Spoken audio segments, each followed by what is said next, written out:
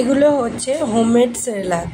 এর আগের ভিডিওতে আমি শেয়ার করেছিলাম, আপনাদের থেকে অনেক অনেক ভালোবাসা পেয়েছি, তাই আবারও আমি সেরেলাক বা পাউডার নিয়ে চলে এলাম।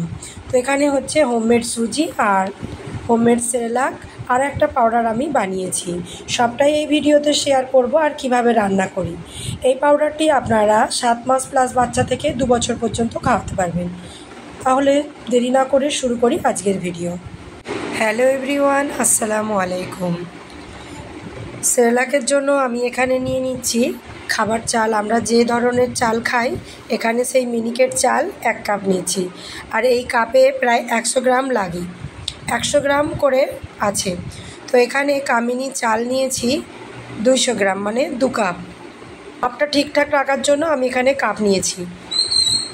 এখানে দেখুন 2 কাপে আমার এখানে 200 গ্রাম কামিনী চাল ছিল, 2 কাপে হয়ে গেল, তার মানে 1 কাপ 100 গ্রাম। তাহলে এখানে চালের পরিমাণ রইল আমার 300 গ্রাম। 300 গ্রামের জন্য তারপর আমি এখানে মুসুর ডাল নিচ্ছি 1/2 কাপ আর মুগ ডাল নিচ্ছি 1/2 কাপ। তাহলে 100 গ্রাম ডাল, মোট তাহলে 400 গ্রাম হলো। এখানে আমি আরও একটা উপকরণ অ্যাড করব, আর এখানে আমি নিয়ে নিয়েছি 14টা কাঠবাদাম। তো এবারে আমি ভালো করে সব কিছু ধুয়ে নেব, 2-3 বার করে ভালো করে ধুয়ে নিতে হবে যতক্ষণ না পরিষ্কার জলটা বেরিয়ে আসছে।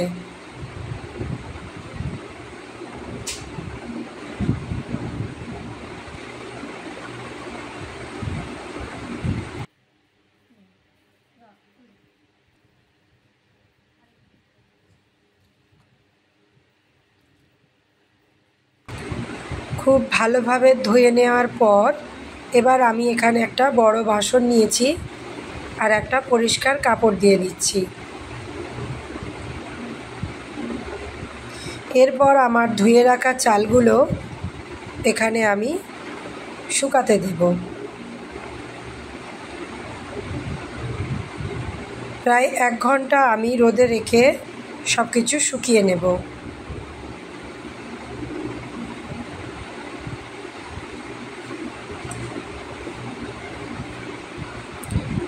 দেখুন আমি এবারে শুকিয়ে নিয়েছি। দেখুন এখানে শুকানো হয়ে গিয়েছে। এবার আমি কড়াইতে মিডিয়াম আঁচে এগুলো আমি ভেজে নেব। আর এখন যেহেতু বর্ষাকাল, আপনারা চাইলে ফ্যানের বাতাসেও শুকিয়ে নিতে পারেন। এই সেরেলাকটি আপনারা যদি ফ্রিজের বাইরে রাখেন তাহলে 15 দিনের জন্য সংরক্ষণ করে রাখতে পারবেন, আর যদি নর্মাল ফ্রিজে রাখেন তাহলে অনেক দিন ভালো থাকবে। তো এখানে আমার ভাজা হয়ে গিয়েছে। আমি যতক্ষণ ভেজেছি এখানে এক একটা চাল ফুটে গিয়েছে, ততক্ষণ পর্যন্তই আমি কিন্তু ভেজে নিয়েছি। এবার আমি ঠান্ডা করে নেব মিক্সিতে দেওয়ার আগে।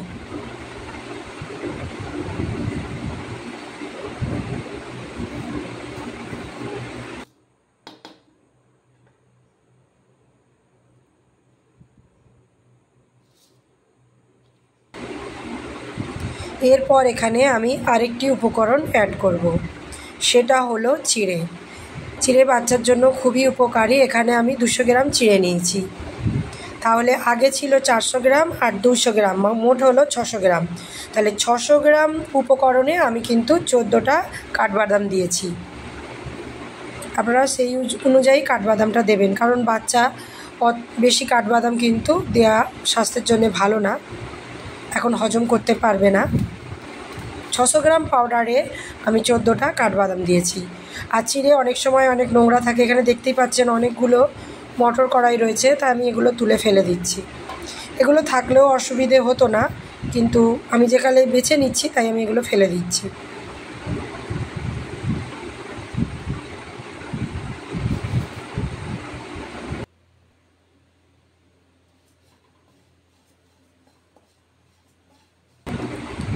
আমি এখানে মোট 6 রকম উপকরণ দিয়ে আজকে সেরেলাকটা বানাচ্ছি। হালকা আঁচে আমি চিড়েটাও ভেজে নিয়েছি। দেখুন একটা কি সুন্দর আওয়াজ হচ্ছে। তো হালকা করে ভেজে নিয়েছি, বেশি লাল করার দরকার নেই। বাজারের তৈরি সেরেলাকে চিনি থাকে, তাই 1 বছরের নিচে বাচ্চাদের চিনিটা স্বাস্থ্যের জন্য অপকার। তাই বাড়িতে এইভাবে যদি সেরেলাক তৈরি করে খাওয়ান তো স্বাস্থ্যের জন্য খুবই উপকারী। আমি আমার বাচ্চাকে যে ডক্টর দেখাই তার থেকে এগুলো জেনে এসেই আমি এটা বাড়িতে বানিয়েছি। তাই আপনার বাচ্চার জন্য অবশ্যই এটা নির্ভেজাল একটা সেরেলাক আপনি বানাতেই পারেন। তো আমি এটা মিক্সিতে গুঁড়ো করে নিচ্ছি।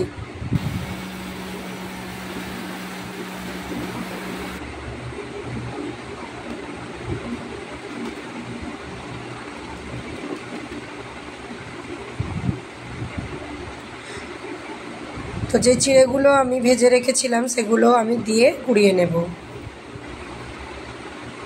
তো ছোট্ট বেবির এরকম আরও টিপস পেতে চ্যানেলটি অবশ্যই সাবস্ক্রাইব করে পাশে থাকা বেল অপশানটি অল করে রাখবেন, যাতে করে এই রকম ভিডিও আরও আপলোড করার সঙ্গে সঙ্গে আপনার কাছে নোটিফিকেশন চলে যায়, আপনি দেখে নিতে পারেন।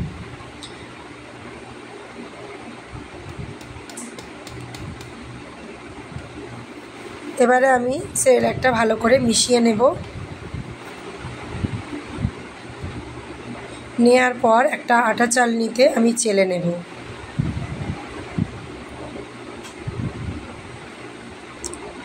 সাত মাসের বাচ্চারা একদম লিকুইড খাবার খেতে পছন্দ করে, তাই এই খাবারটি আপনি চাইলে 2-3 বার দিতেই পারেন।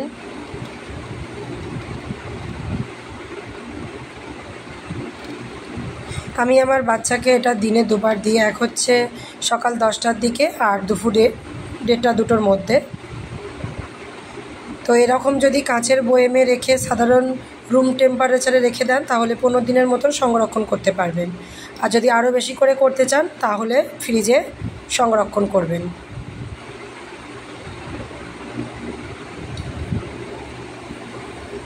আর আপনারা যদি 1 বছরের ঊর্ধ্বে বাচ্চার জন্য বানাতে চান তাহলে এখানে চিনিটা অ্যাড করে দিতে পারেন, চিনি গুঁড়িয়ে এর সঙ্গে এটা তৈরি করে নিতে পারেন। তো এই হয়ে গেল হোমমেড সুজি। এই সুজিটা আপনারা বাচ্চাদের জন্য রান্না করে দিতে পারেন।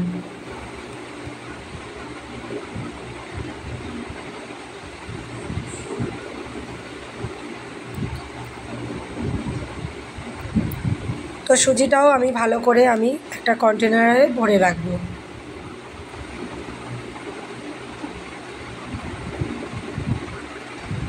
ভালো করে চেলে নেওয়ার পর আমার এতটুকু সুজি বেরিয়েছে। এখানে দেখুন আমি আর একটা ডিপের মধ্যে আমি সেরেলাকটা নিয়ে নিয়েছি।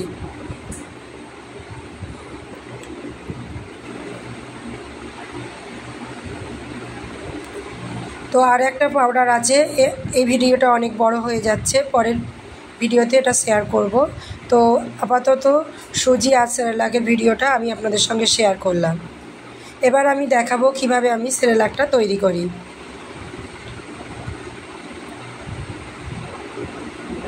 খুব অল্প খরচে বাচ্চাদের জন্য স্বাস্থ্যকর একটা সেরেলাক বাড়িতেই বানিয়ে বাচ্চাদের জন্য তৈরি করতে পারেন। এখানে হচ্ছে আরও একটা পাউডার আছে, সেটা আমি অন্য ভিডিওতে একদিন শেয়ার করব। এটাও খুব স্বাস্থ্যকর।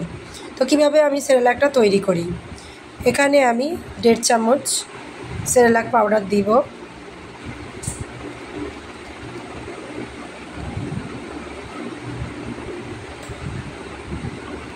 আর আমি এই বাটির 1.5 বাটি জল দিয়ে দেব। আর এই রান্নাটা প্রায় 7 থেকে 8 মিনিটের মধ্যে রান্নাটা হয়ে যায়।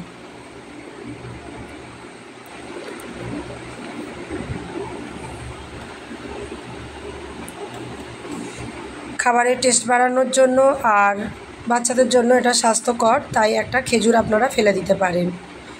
চেষ্টা করবেন বাচ্চাকে দিনে 2টো করে খেজুর খাওয়ানোর, এরকম পাকা খেজুর।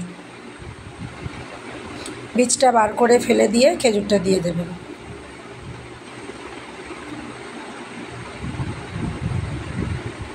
খেজুরটা দিয়ে দেওয়ার পর এবার আমি হালকা আঁচে এটা রান্না করে নেব।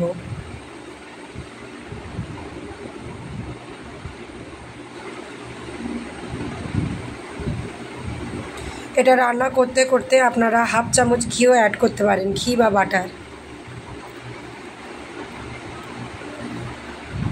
এটা কিন্তু অনবরত নাড়তে হবে, নাহলে নিচ থেকে লেগে যেতে পারে। তো ভিডিওটি যদি আপনাদের কাছে হেল্পফুল হয়ে থাকে তাহলে অবশ্যই চ্যানেলটি সাবস্ক্রাইব করে পাশে থাকা বেল অপশনটি অল করে রাখবেন। এরকম আরও ভিডিও পেতে আমার এই এমস্টার ব্লগ চ্যানেলের সঙ্গেই থাকবেন। আপনাদের সকলকে অসংখ্য অসংখ্য ধন্যবাদ এতক্ষণ ভিডিওটি কন্টিনিউ করার জন্য।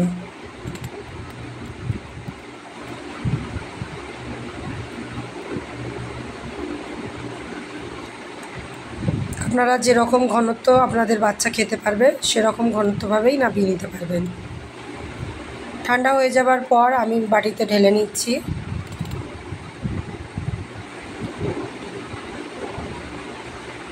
দেখুন আমি ঘনত্বটা যেরকম রেখেছি সেরকমই আছে।